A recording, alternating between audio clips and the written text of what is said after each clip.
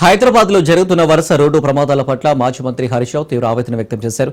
మేడ్చల్ జిల్లా దుండిగల్ పరిధిలో జరిగిన హృదయ విదారకరమైన రోడ్డు ప్రమాద ఘటన తీవ్రంగా కలిచివేసిందన్నారు. బాలుడి మృతిపై సోషల్ మీడియా వేదికగా పోస్టు పెట్టారు. అభం శుభం తెలియని 5 ఏళ్ల బాలుడు టిప్పర్ చక్రాల కింద పడి చనిపోవడం దారుణం.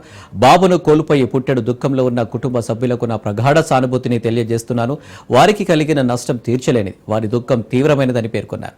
ఇటీవల నగరంలో జరుగుతున్న వరుస రోడ్డు ప్రమాదాలు తీవ్ర భయాందోళనలు కలిగిస్తున్నాయి. కళ్ల ముందే అయిన వారిని కోల్పోయిన కుటుంబ సభ్యులు భరించలేని మానసిక వేదనకు గురవుతున్నారు. బాధ్యత గల ప్రభుత్వం దీనిపై వెంటనే దృష్టి సారించాలని విజ్ఞప్తి చేస్తున్నారు.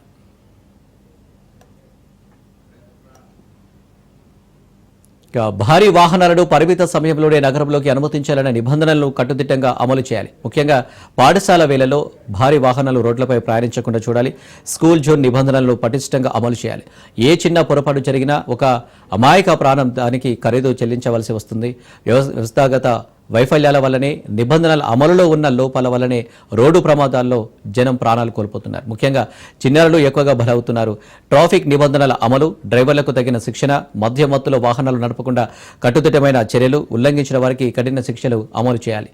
ట్రాఫిక్ నిబంధనల పట్ల పౌరులు కూడా అంతే బాధ్యతతో నడుచుకోవాలి.